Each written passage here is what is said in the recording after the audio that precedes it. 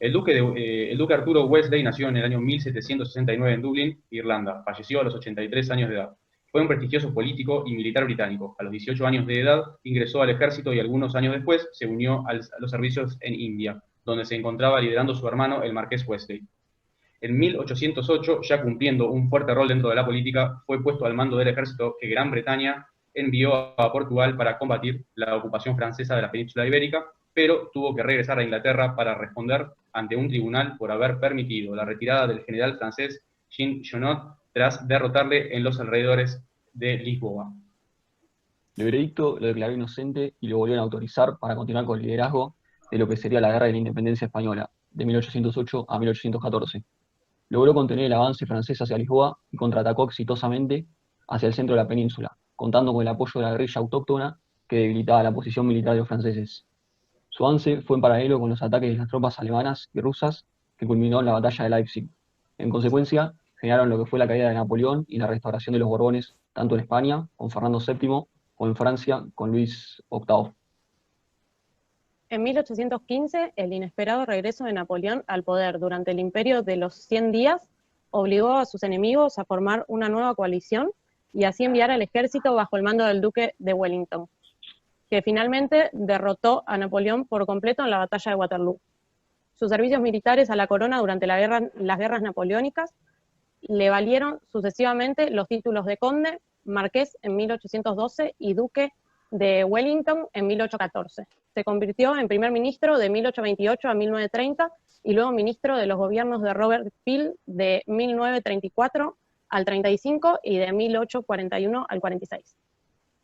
Punto número 2. Indique el contexto social histórico en el que se describe la carta, señalando época, lugar geográfico, problema de fondo descripto. La carta fue escrita en un contexto bélico. Se desarrolla en la Guerra de la Independencia Española y las guerras napoleónicas. Punto 3. Determine y explique cuál es la relación que existe entre este militar y Napoleón Bonaparte, señalando detalladamente de dónde obtuvo la información. La relación que tenían estas dos figuras históricas es principalmente el liderazgo político y militar que poseían. Eran enemigos directos y Wellington se destacó por vencer al flamante ejército de Napoleón en la guerra de Waterloo en Bélgica. A su vez, la historia nos dice que fue la última guerra napoleónica, el 18 de julio de 1815. Punto 4. Indique si identifica algún aspecto contable de los que haya visto en el desarrollo del curso con los hechos relatados en la carta. En caso afirmativo, siguientes aspectos contables. Stock. La corona genera un stock de insumos y o herramientas a las cuales hace responsable a Wellesley. Podríamos mencionar que existen bienes de uso. También identificamos una irregularidad en los movimientos de caja. Lo que sale de un lado no podríamos acreditarlo en otro. En el punto 6. Revelen dónde se destacaron diferencias. Luego, según su criterio, cree que resultarán importantes, materiales o significativas para la época. Explique el fundamento de por qué es importante o no lo es. En esta pregunta identificamos dos diferentes fundamentos. Cuando expresa en la carta la suma de un chelín y 9 pequines, no justifica su precedencia en la caja chica y también cuando menciona la confusión generada en los frascos de mermelada. Decimos que son fundamentales, dado que el contexto amerita precisión en el uso de los recursos. El punto 7. Pregunta, ¿cuál sería él o los argumentos que según Wellington explicaría el origen de las diferencias? Para Lord Wellington, la confusión se presta a partir de la tormenta de arena que aconteció mientras se llevaba a cabo el transporte de los frascos de mermelada. Ahora pasando al punto 8, que la consigna dice buscar y estudiar el concepto contable de materialidad y luego indicar si las diferencias detectadas pueden ser consideradas materiales desde el punto de vista contable, y en su caso, si la propuesta de indulgencia puede ser considerada razonable en términos contables.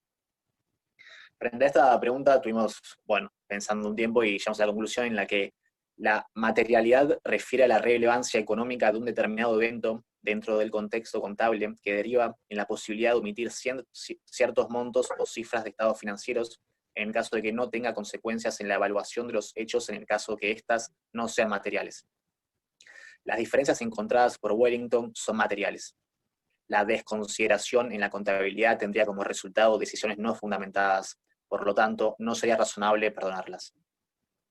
Bien, y para finalizar, el punto 9 nos pregunta, ¿qué quiere decir al final de la carta cuando expresa? Esto me devuelve a mi propósito actual. Después de evaluarlo en forma grupal, llegamos a la conclusión de que cuando menciona debe ser una de dos obligaciones alternativas, entendemos que transmite su descontento por las solicitudes contables encomendadas. El propósito de su carta es transmitir la importancia de tener al ejército de Nápoles